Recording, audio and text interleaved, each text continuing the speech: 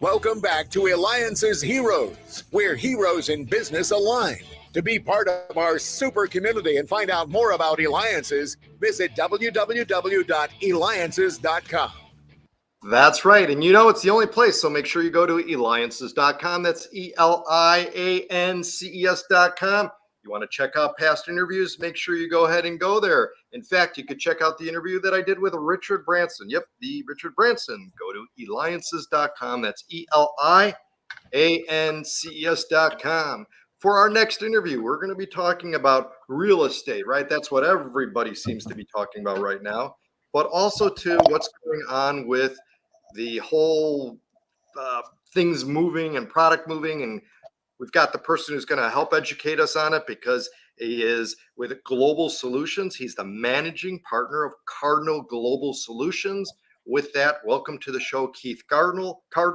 We're glad that you're here today. And by the way, too, you can reach him by going to, you see the link below, cardinalglobalsolutions.com.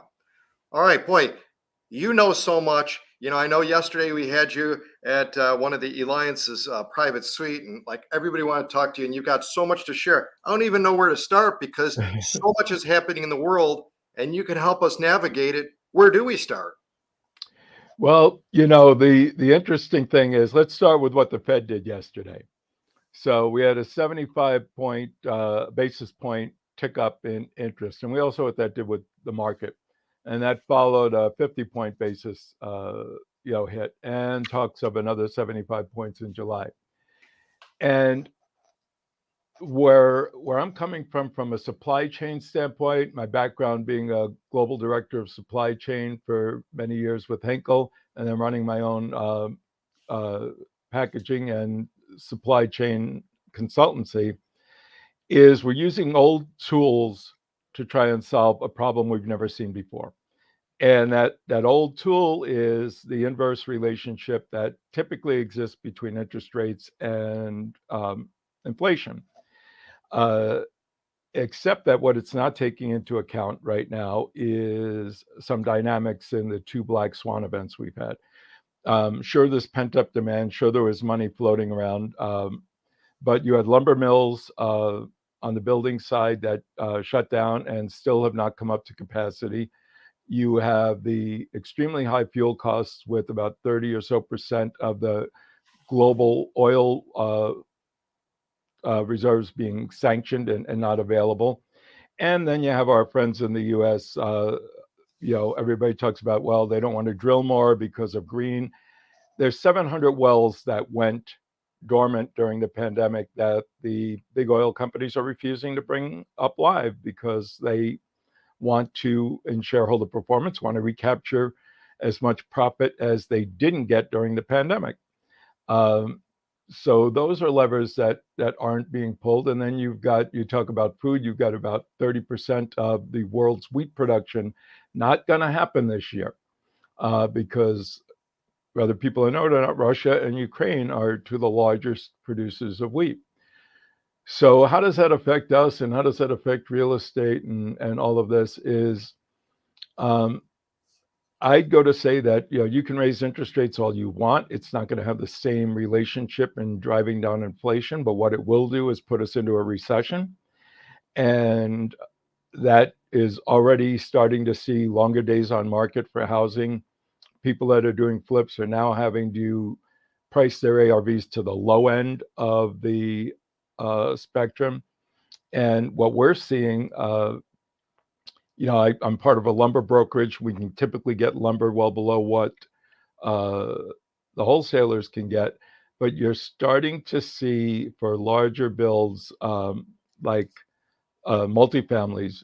We already saw a thing where started a couple of years ago, that sellers were doing their pro formas pricing at retail minus repairs. Well, in an up market, that's great. And they're assuming, well, if you do $500,000 in repairs and you buy for this price and you raise your rents, that we'll sell it to you for this minus the repairs. And so they baked in what the investors used to get, which was the, that built-in appreciation that they would get. And the people that bought in the last year or so, when their bridge loans start coming due, and they promised investors a certain amount of money, they're now going to see that they can't get the loan to value that they're looking for, especially if they've got equity participation. So that's how it's kind of affecting us. And there are some levers that can be pulled. I mean, we've already tapped in the strategic reserve. That doesn't do much. But if you think back to the Reagan era, David, we had the windfall profit tax. They've been talking about that for oil in specifics. And you have the Defense Production Act. And none of these are things that I like to see happen, and they both happened on both sides of the aisle in the past. But the Defense Production Act can say pull the oil out of the ground. And I often get the question, why do we still import? Well, our refineries are only capable of refining certain types of oil, and not all the oil we pull out of American ground can be converted in U.S. refineries. So we sell off, we're an exporter, and then we bring in what we can refine. So we will always be importing to some degree, and that's kind of the long and short of it. So what I see right now is I see a lot of investors that invest in multiple platforms. They're in stocks, they're in real estate, and that putting their pencils down for the time being. Hardcore real estate investors, they're doing a Warren Buffett and they're leaning in. Interesting. Yeah. And again, make sure you reach out to Keith Cardinal, managing principal, Cardinal Global Solutions. You go to his website, cardinalglobalsolutions.com. I mean, yeah, Keith, it's heavy duty.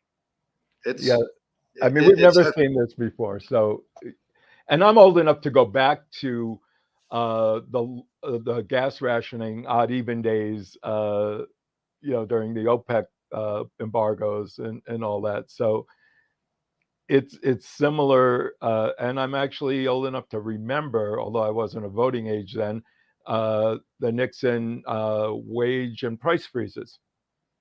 So draconian actions have been taken in this country before to stem, runaway inflations. It's just that there's none of what is killing is the younger entrepreneurs, the people who started businesses a year ago who were depending on money being at a certain rate. And think about all the people that took the deferment on their mortgages that may now have to requalify for a mortgage at 2-3% higher. You might be seeing the pre-foreclosure market hitting stride pretty soon. And that's what I want to talk about in our next half now, starting in regards to what you're doing to help in regards to real estate, in particular with the student naval aviators, what you're doing, because you are now providing a solution that I think the world needs to hear. So please share.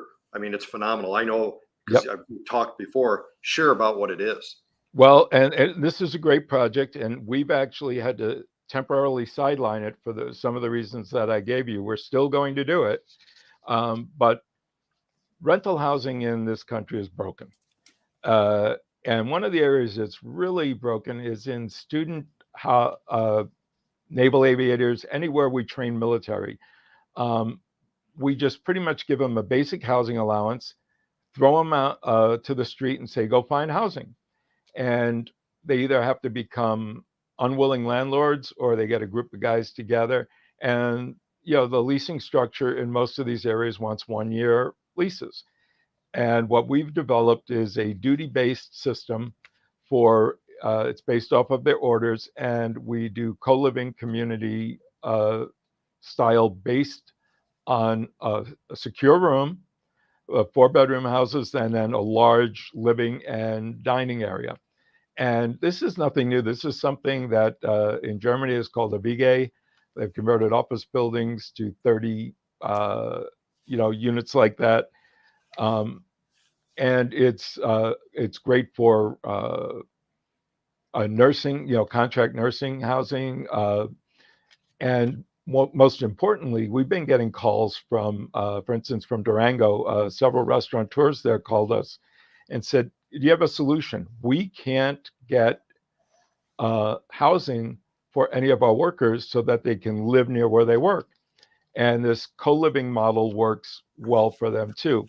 Our biggest obstacle, quite frankly, not in the case of Florida. In Florida, the municipality was right there with us. But in most of these destination places, is including Tempe, is the cities themselves. They have archaic laws on certain type of square foot per person and housing like that. And these young Gen Zers, they're not interested in a full apartment paying for that. They want community. Same with our military. And we can give them this model. And in the case of places like Durango, we're hitting the chambers of commerce, having them go in and do the hard sell, because otherwise we're just an investor from somewhere that's trying to build something they don't want in their community. And but it's a very real need. You talk workforce housing, you talk rehoming. We have to totally rethink the paradigm, and that includes how we build houses. I'm big into offsite construction, alternative materials. All of those will have to come into play if we're ever going to solve this rental housing shortage. I mean, again, the amount of knowledge that you have and stuff, people, I mean, they need to know, and it goes a lot deeper than this, but get educated. And I really want to thank you again for being on the show, just even sharing the tip of the iceberg of what it is. So make sure you contact Keith Cardinal, managing principal, Cardinal Global Solutions.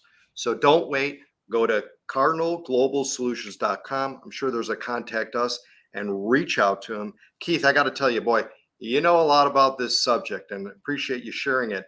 And make sure you reach out to him. He's got various platforms that you could go ahead and learn and listen and know more, because you got to be aware of it. The world is changing, and certainly we know now more than ever, things are not constant.